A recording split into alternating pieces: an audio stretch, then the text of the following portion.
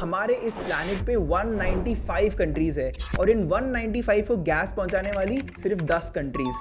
यही 10 कंट्रीज हमारी total gas का 80% सप्लाई प्रोवाइड करती है और इन 10 कंट्रीज में से सबसे बड़ा सप्लायर है रशिया, जो कि इंडिया से लेके यूरोप और अमेरिका तक को गैस सप्लाई करता है। तो ऐसे में क्या होगा अगर रशिया और पुतिन अपने पर्सनल रीजन के कारण से इस गैस सप्लाई को बंद करना शुरू कर दे? घर में खाना बनाना महंगा हो जाएगा, इन्फ्लेशन आसमान छूने लगेगी और आप कोई भी खर्चा करने से पहले 100 बार सोचोगे। वेल, थैंकफुली इंडिया को इस वक्त ऐसी सिचुएशन फेस नहीं करनी पड़ रही, लेकिन यूरोप इस वक्त ऐसी एक क्राइसिस, इनफैक्ट इससे भी वर्स्ट क्राइसिस से गुजर रहा है इस वक्त। रशिया यूक्रेन वॉर के बाद से रशिया ने यूरोप का गैस सप्लाई 90% से भी कम कर दिया है और इसकी वजह से यूरोप इस वक्त एक इकोनॉमिक क्राइसिस में तो है ही है, लेकिन आने वाले टाइम में यूरोप एक बहुत बड़ा विंटर क्राइसिस भी देखने वाला है, क्योंकि रशिया की गैस सप्लाई की मदद से यूरोपियन कंट्रीज विंटर के टाइम पे एकदम फ्रीजिंग कोल्ड टेम्परेचर के टाइम पे अपने घरों को और अपने इंफ्रास्ट्रक्चर को गर्म रख पाते हैं। और इसके ऊपर पिछले कुछ महीनों से इन्फ्लेशन भी आसमान छूने लग रहा है। फॉर एग्जाम्पल, बटर मिल्क जैसी चीजों का प्राइस ऑलमोस्ट डबल हो गया यूरोप में और लोग इसके अगेंस्ट प्रोटेस्ट करने के लिए सड़कों पे भी आ गए हैं। सो क्यों रशिया ने यूरोप का गैस सप्लाई बंद करना शुरू कर दिया है? इसका यूरोपियन कंट्रीज पे क्या फर्क पड़ रहा है और क्या इंडिया भी फ्यूचर में ऐसा सिचुएशन देख सकता है? Let's find out in this video. आपको ये बात सुनकर शायद हैरानी होगी कि यूरोप कॉन्टिनेंट का ऑलमोस्ट सारा गैस सप्लाई सिर्फ 4 कंट्रीज से आता है,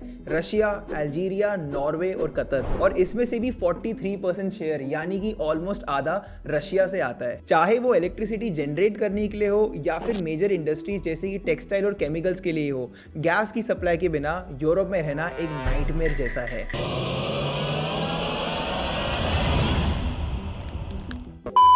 और ऐसा ही नाइटमेयर यूरोप को फेस करना पड़ा फरवरी 2020 में, जब रशिया और यूक्रेन की वॉर स्टार्ट हुई थी और इसके बाद अमेरिका और काफी सारी यूरोपियन कंट्रीज ने रशिया के ऊपर बहुत सारे इकोनॉमिक सैंक्शंस भी लगाए, जिसके कारण कुछ सिलेक्टेड रशियन बैंक्स जैसे कि सेंट्रल बैंक ऑफ रशिया को स्विफ्ट नेटवर्क से डिस्कनेक्ट कर दिया गया। और स्विफ्ट बेसिकली एक ऐसी ऑर्गेनाइजेशन है जो कि डिफरेंट कंट्रीज के बैंक्स के बीच बड़ी बड़ी ट्रांजैक्शंस को सेफली एग्जीक्यूट करता है। और इन्हीं सैंक्शंस के कारण रशियन सेंट्रल बैंक के $400 बिलियन जो कि फॉरेन एक्सचेंज रिजर्व की फॉर्म में वेस्टर्न कंट्रीज के पास सेफली रखे हुए थे, उनको फ्रीज कर दिया गया। और इन $400 बिलियन की सैंक्शंस की वजह से रशिया की इकोनॉमी को एक बहुत भारी नुकसान भी उठाना पड़ा, जिसके कारण उनके करेंसी रूबल की वैल्यू 40% तक गिर गई थी। और इस करेंसी डेप्रिसिएशन के पीक पे $1 की वैल्यू 139 रूबल्स थी। लेकिन रशिया ने भी इन इकोनॉमिक सैंक्शन से अपने आप को प्रोटेक्ट करने के लिए काफी सारे स्मार्ट और स्ट्रैटेजिक डिसीजंस लिए। मार्च 2022 में व्लादिमीर पुतिन ने अनाउंस करा कि अब से सारी यूरोपियन कंट्रीज को रशिया से गैस खरीदने के लिए अमेरिकन डॉलर नहीं बल्कि रशियन रूबल में पे करना पड़ेगा। सो बेसिकली इंटरनेशनल मार्केट्स में ऑयल और गैस का जितना भी खरीदना बेचना होता है कंट्रीज के बीच में, वो मोस्टली यूएस डॉलर या फिर यूरोस के फॉर्म में होता है। लेकिन जैसे ही पुतिन ने अनाउंस करा कि अब से सारी यूरोपियन कंट्रीज को डॉलर्स की जगह रशियन रूबल में खरीदना पड़ेगा रशियन गैस को, रूबल की वैल्यू स्ट्रॉन्ग होने लगी डॉलर के अगेंस्ट। इनफैक्ट पुतिन के इस डिसीजन को नीदरलैंड के आईएनजी बैंक के चीफ इकोनॉमिस्ट कार्डजेन ब्रेस्की ने ओपनली अप्रिशिएट भी किया। लेकिन यूरोपियन कमीशन ने पुतिन के इस डिसीजन को रिजेक्ट करके रशिया को एक ऐसा मैसेज सेंड करा जो कि उन्होंने सोचा भी नहीं था। मार्च 2022 में यूरोपियन कमीशन ने डिक्लेयर करा कि वो रशियन गैस पे अपनी डिपेंडेंसी को 75% तक डिक्रीज कर देंगे और 2030 तक वो रशिया पे अपनी गैस और एनर्जी की डिपेंडेंसी को 0 कर देंगे। अब ये कहना और अनाउंस करना तो बहुत आसान था, लेकिन यूरोपियन कमीशन ने उस वक्त ये कैलकुलेट नहीं करा कि उनके इस मूव से उनकी इकोनॉमी और उनकी पॉपुलेशन पे कितना बुरा नुकसान होगा। अप्रैल 2022 में रशियन रूबल में पेमेंट ना मिलने के बाद रशिया ने अनाउंस किया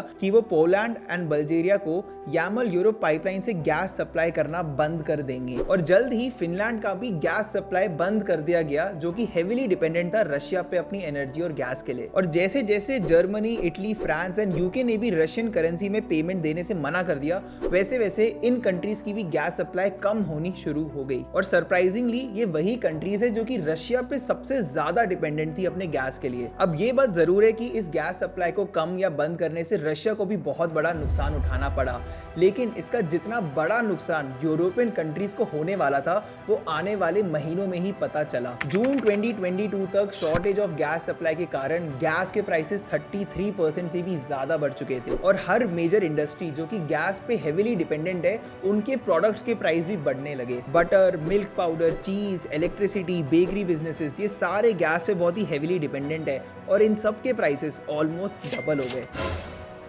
अगर ये डरावना लग रहा है तो अभी और सुनो। जनवरी 2022 में यूरोप में कुछ रीजन्स में टेम्परेचर -43 डिग्री सेल्सियस तक चला गया था और ऐसी वेदर कंडीशंस के कारण यूरोप के 40% बिल्डिंग्स और घर गैस का यूज करते अपने घर को गर्म रखने के लिए, नॉर्मल टेम्परेचर पे रखने के लिए। और अब इस विंटर में जब रशिया ने गैस की सप्लाई ऑलमोस्ट बंद कर दी है, इसका बहुत ही बुरा नुकसान होने वाला है इन कॉमन सिटीजन्स को। Worst case scenario, death by cold waves. In fact अभी भी हर साल यूरोप में लगभग 2 लाख लोग अपनी जान गंवा देते हैं कोल्ड वेव्स के कारण, और ये तब है जब यूरोप को कोई गैस प्रॉब्लम फेस भी नहीं करनी पड़ रही थी रशिया की ओर से। और इस सब के बीच रशियन रूबेल का क्या हुआ? रशियन करेंसी की वैल्यू वापस बढ़ गई और 139 से सीधा 61 रूबेल पर डॉलर तक पहुंच गई। और इस क्राइसिस का इफेक्ट देखने के बाद यूरोप में काफी सारे लोगों ने सड़कों पे उतर के प्रोटेस्ट करना भी शुरू कर दिया और डिमांड की कि रशिया के ऊपर से सारे सैंक्शंस हटा दिए जाए और इस क्राइसिस का जल्द से जल्द सोल्यूशन निकाला जाए। सितंबर में ऑस्ट्रिया कंट्री में लगभग 3000 लोगों ने ऐसा एक प्रोटेस्ट किया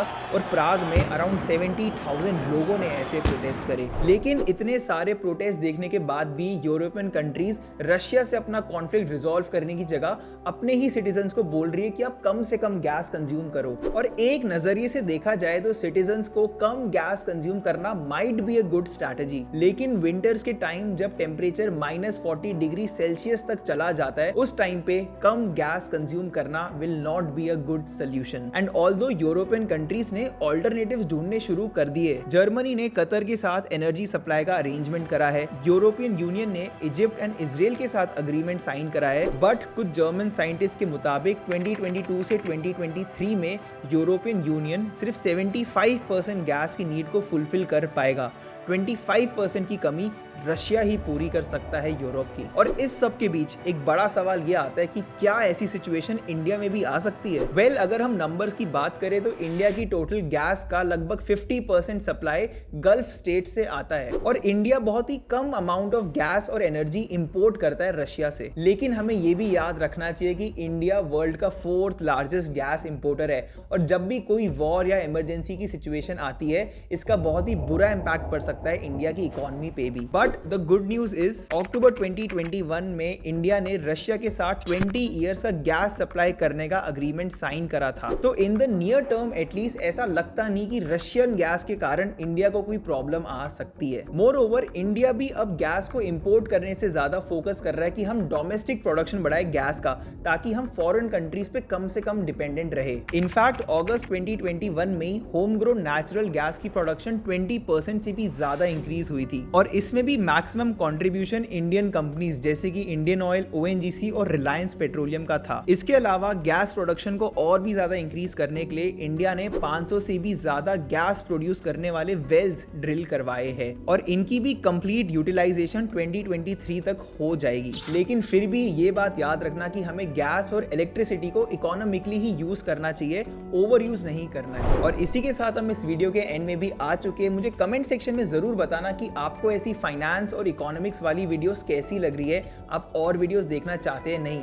और अगर आपको वीडियो पसंद आई तो इस वीडियो पे लाइक एंड इस चैनल को सब्सक्राइब करना बिल्कुल मत भूलना।